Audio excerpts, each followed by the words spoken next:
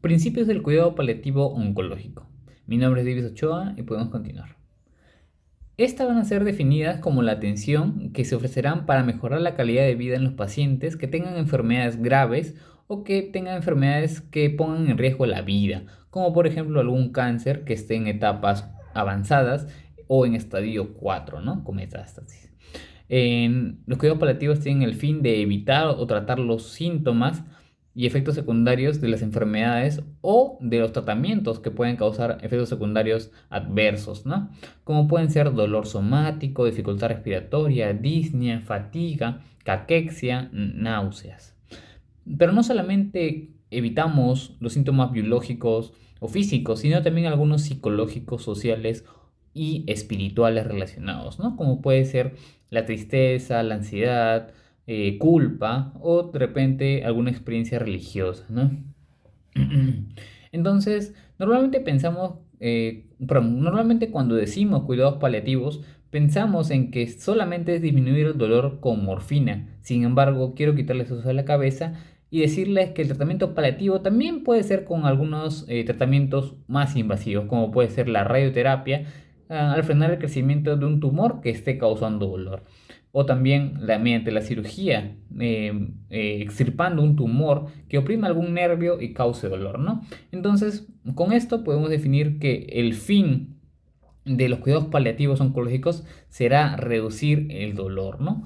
El dolor somático, psicológico, social o espiritual. Entonces, es importante también diferenciar estos cuidados paliativos oncológicos con el tratamiento curativo, y lo vamos a hacer mediante tres características. Los objetivos. En el cuidado paliativo oncológico nos vamos a enfocar en mejorar la calidad de vida mediante el control del dolor, manejo de síntomas tales como fatiga, caquexia, náuseas, vómitos, entre otros, apoyo emocional, apoyo espiritual y soporte social. Mientras que el objetivo en los tratamientos curativos será erradicar la enfermedad, como por ejemplo eliminar el tumor y recidiva con una cirugía, supongamos, con márgenes limpios, prevenir metástasis, reducir el tumor, como por ejemplo una radioterapia, restaurar la función de órganos afectados, como puede ser una cirugía reconstructiva, y aumentar años de supervivencia en el paciente, ¿no? Entonces, obviamente estos tratamientos, perdón, estas intervenciones van a ser para diferentes tipos de pacientes, ¿no? En los paliativos será para pacientes inoperables, irresecables o intratables. Mientras que en los de tratamiento curativo, esos pacientes serán operables, resecables y tratables. ¿Pero a qué nos referimos con esto? Y hay que recordar estos dos términos importantes. La inoperabilidad o que sea inoperable y que sea irresecable, ¿no? Inoperable significa que la condición es una condición donde el paciente o su estado físico impide el tratamiento quirúrgico. Irresecable es la característica del tumor que imposibilita su retiro cumpliendo con el principio de márgenes limpios y la funcionalidad. Entonces, cualquiera que tenga el paciente o cualquier característica, condición que tenga el paciente será considerable para cuidados paliativos. ¿Ok?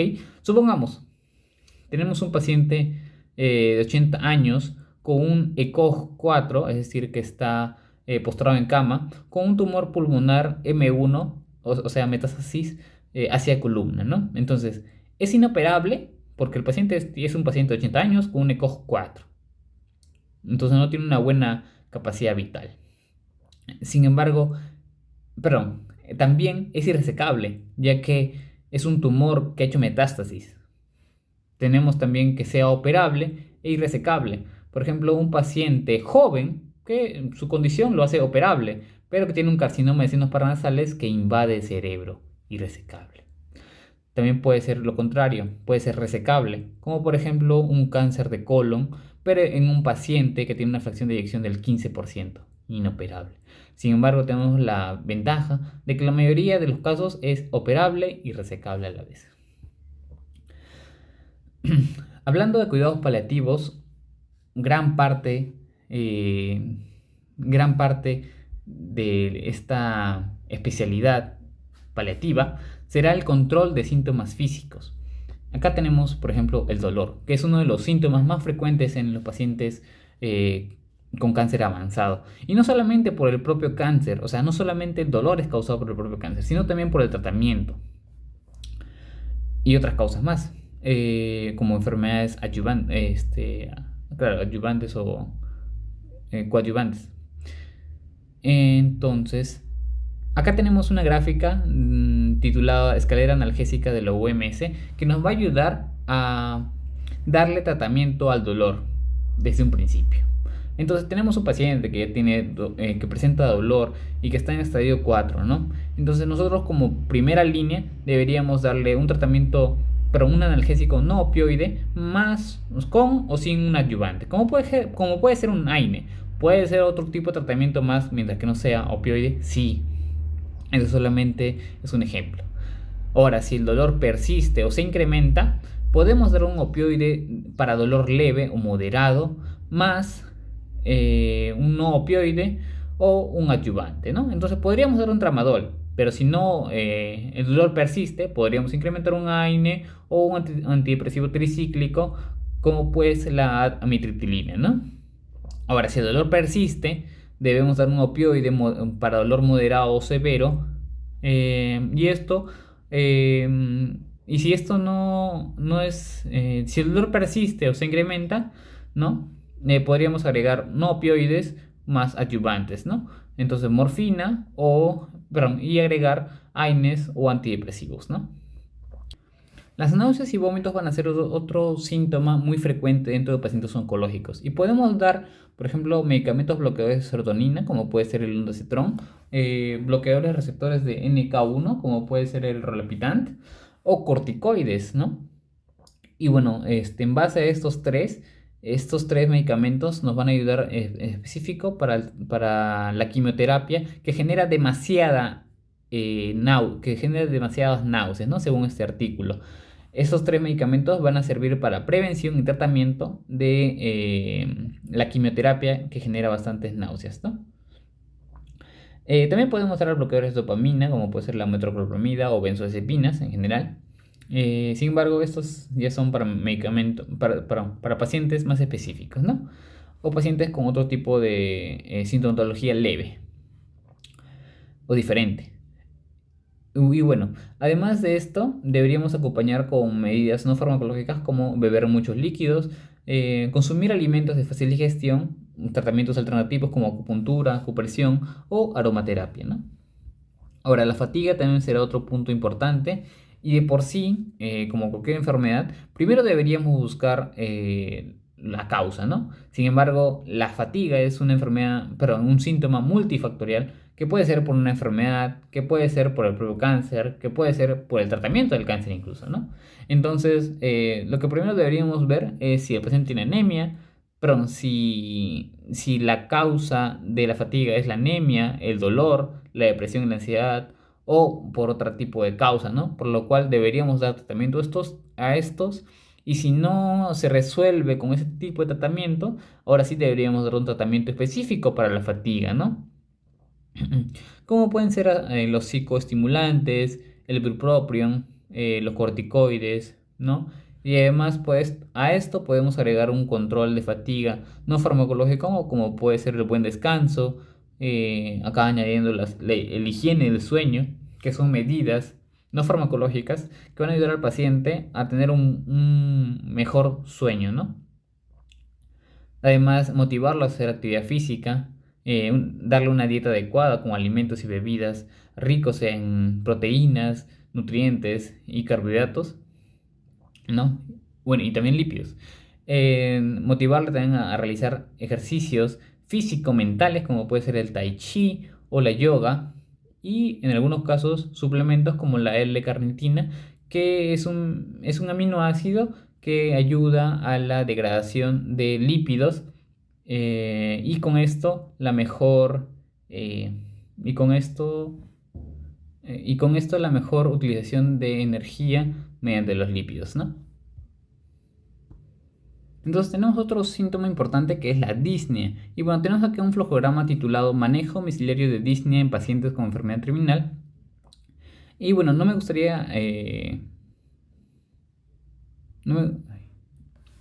Otro síntoma importante es la disnea. Y bueno, acá tengo un gráfico titulado Manejo domiciliario de disnea en pacientes con enfermedad terminal. Y bueno, no me gustaría cansarlos con todo este gráfico, por lo tanto vámonos a los puntos clave.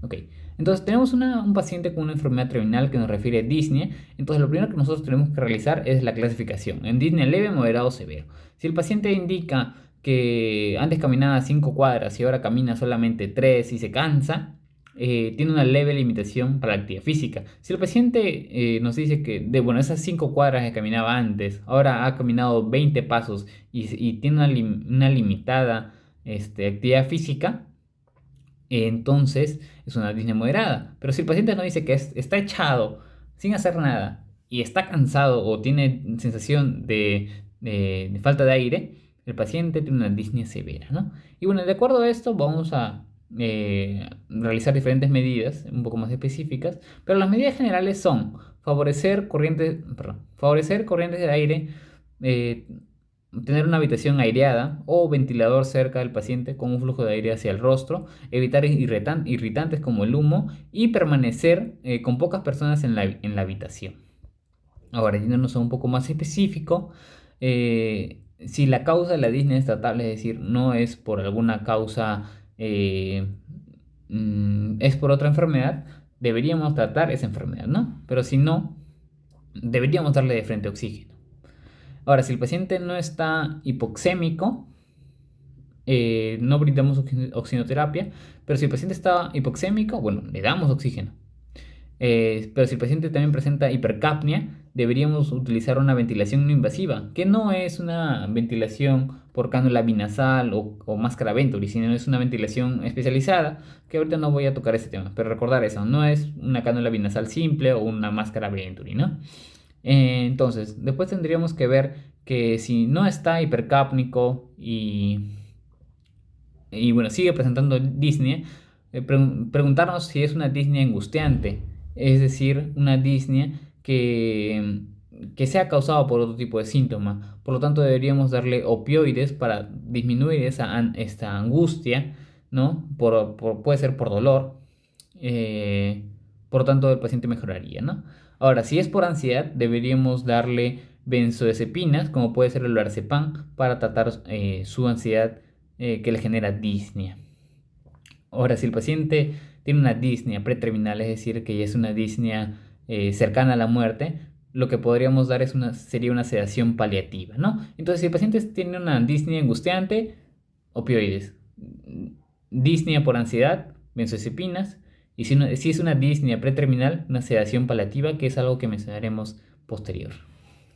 Otro síntoma importante es la caquexia, que recordemos que es la pérdida de peso, pero además de solamente peso, es pérdida de masa muscular en el paciente.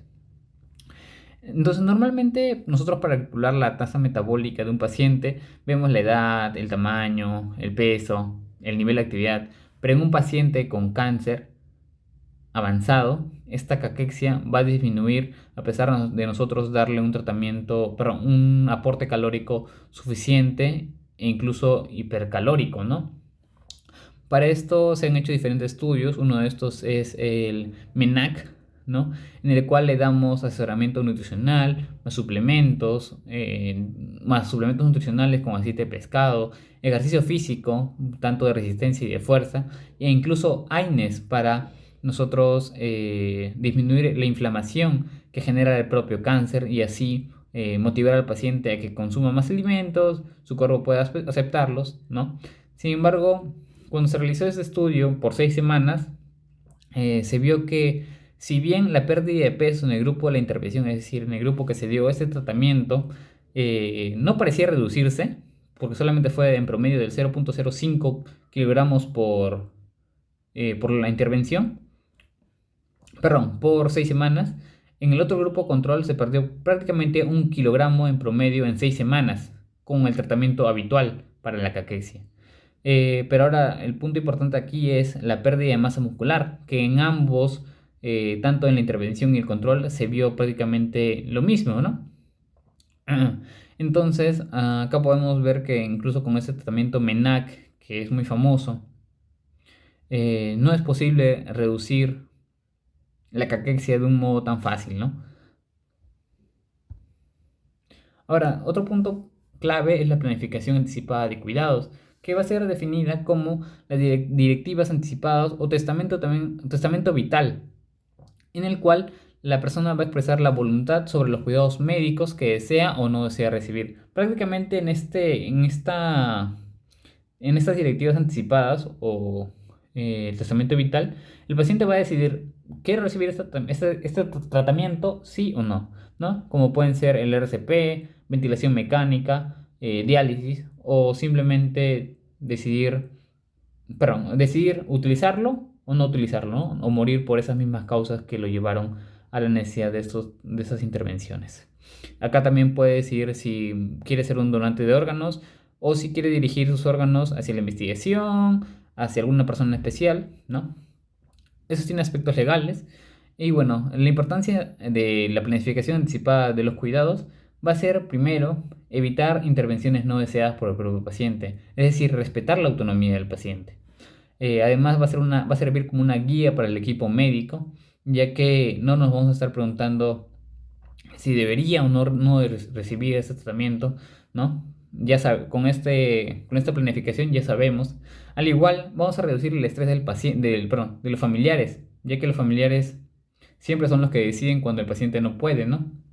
Entonces ya al paciente tener planificado estos cuidados, los familiares no sufren al decidir. Y bueno, acá respetamos también el deseo de no prolongar su sufrimiento, ¿no? Ahora, la sedación paliativa, que era un tema que le estaba debiendo, es la disminución del nivel de conciencia con un fármaco a dosis adecuadas para evitar el sufrimiento insoportable causado por uno o más síntomas refractarios. Ahora, ¿qué es un síntoma refractario? Es un síntoma el cual con las medidas, con todas las medidas posibles, no se ha podido solucionar, ¿no? Por ejemplo, tenemos un dolor que con altas dosis de que con morfina no se ha podido solucionar, sería un síntoma refractario, pero un dolor refractario, ¿no?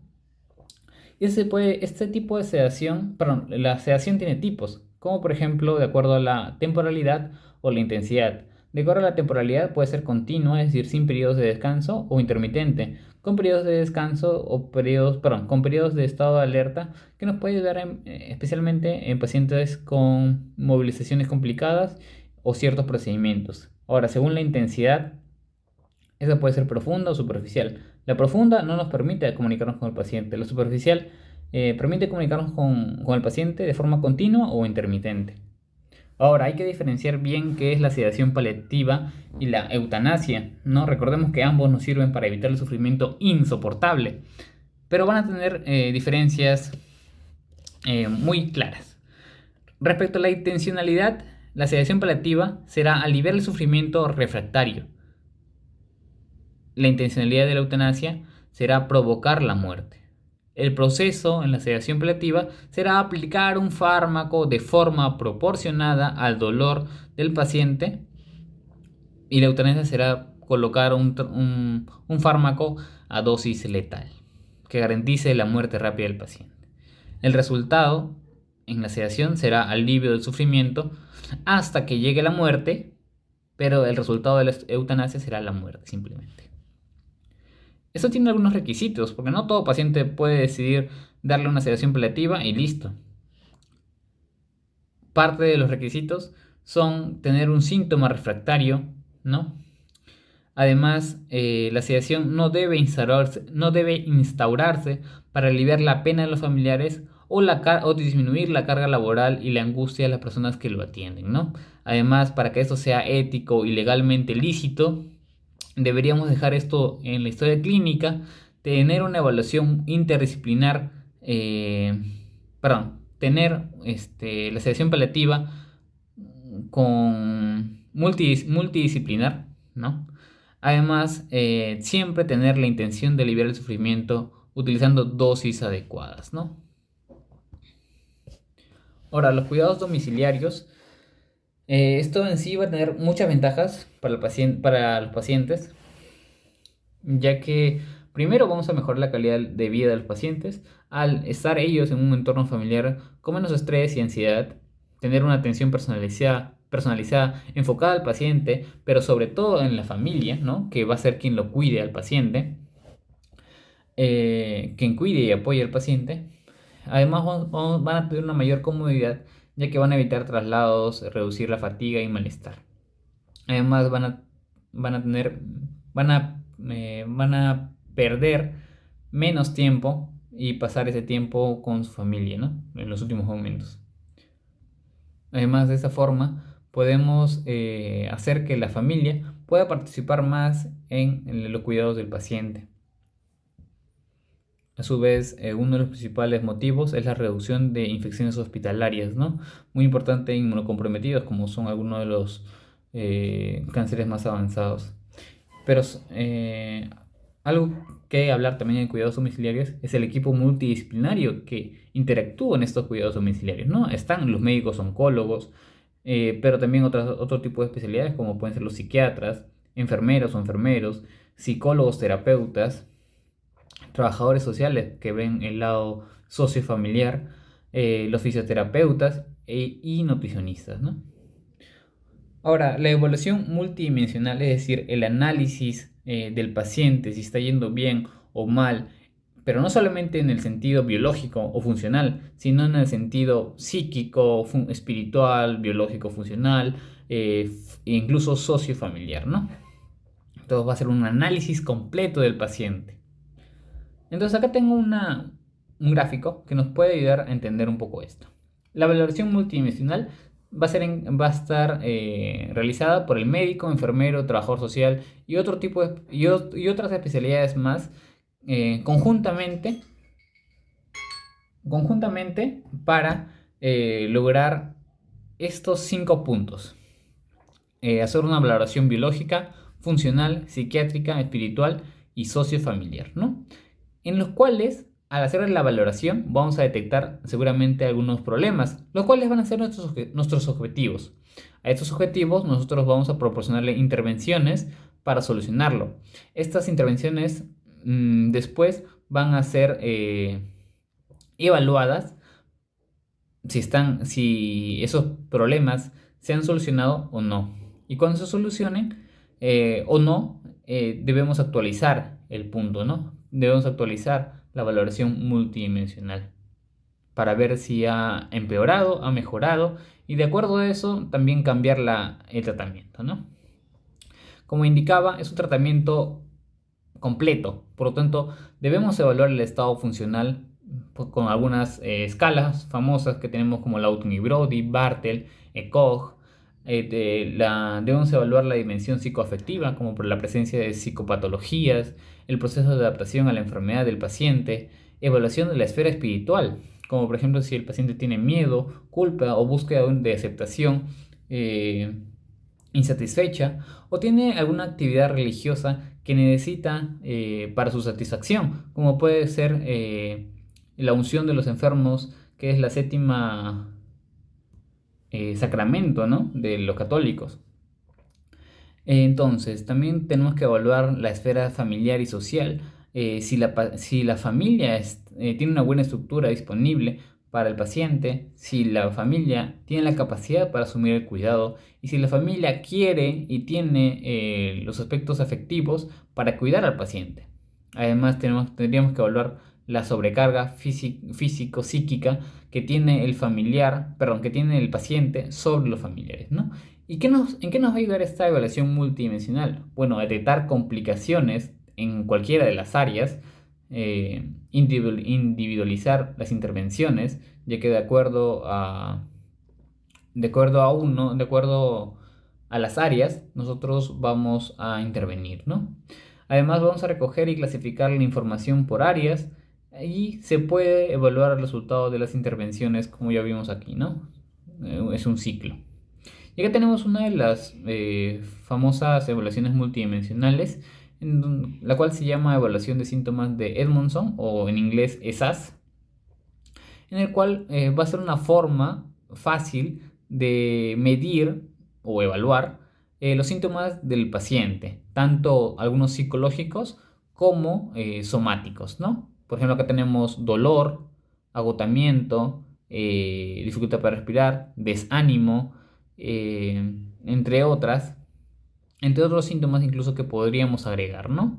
Como aquí, otro problema, podríamos agregar acá. Entonces, ¿en qué nos va a ayudar esta evaluación de síntomas de Edmondson? Principalmente es fácil y por lo tanto nos va a ayudar a comunicarnos de una mejor manera tanto con el paciente y tanto con la familia. Podemos indicarle, mira, esta semana el paciente ha tenido un dolor de 7, por lo tanto vamos a dar un tratamiento. Volvemos a la siguiente semana, eh, evaluamos al paciente y vemos que ahora su dolor está en 2. Entonces, sí sirvió el tratamiento que le dimos, ¿no? Y eso se le llama la personalización del tratamiento. Por último, tenemos el cuidado al final de la vida, el cual lo vamos a dividir en dos. El manejo del proceso de muerte, que estuve leyendo ese artículo, en el cual nos habla de un término ético y filosófico, que es el buen morir, ¿no? Que se refiere a morir sin dolor, morir libre de sufrimiento físico y controlando otro tipo de síntomas y, si es posible, la sedación cuando sea necesario, ¿no? Morir acompañado, rodeado de familia o seres queridos, morir en un lugar elegido, donde se quiera morir, no en el hospital. Control de síntomas, que nos daría una calidad de vida aceptable hasta el final, y la ausencia de obstinación terapéutica, lo cual evitaría prolongar innecesariamente el sufrimiento del paciente, ¿no? También debemos, es un tema importante hablar del acompañamiento en el proceso de muerte. Ya vimos del paciente, que es respetar la autonomía, por ejemplo, el testamento vital, dar un cuidado emocional y espiritual, controlar los síntomas y proveer un ambiente confortable. Pero algo que hasta ahorita no habíamos tocado es la familia. El acompañamiento en el proceso de la muerte, pero para la familia. En estos, cuando damos el diagnóstico al paciente cuando damos el diagnóstico al paciente, también deberíamos dar el diagnóstico a la familia, ya que mediante esta podemos educar a la familia acerca del proceso de muerte, qué sucederá con el paciente, cuánto tiempo de vida le queda al paciente y de qué forma ellos, la familia, puede ayudar al paciente, ¿no? Eh, Muchas veces los familiares tienen la necesidad de hacer algo para apoyar a su familiar, ¿no? Entonces, nosotros de esta forma, de darles formas de ayudar al paciente, también los ayudamos a ellos, ¿no? A sentirse útiles ah, a sentirse útiles más que nada. Después tenemos que proporcionar recursos para el duelo y la salud mental, como puede ser la terapia cognitivo-conductual dado por un psicoterapeuta, ¿no? Además, proveer espacio para el duelo, es decir, no limitarlo, no decir que tú debes ser lo más fuerte posible porque tu familiar con cáncer está sufriendo. No, ellos también tienen derecho de tener un espacio en donde puedan sentir dolor, ¿no? Y bueno, también el seguimiento post-muerte, que sería el seguimiento de la familia, más que nada algo psicológico y psiquiátrico, para que estos lleven un buen proceso de duelo, ¿no? Eso sería todo, muchas gracias.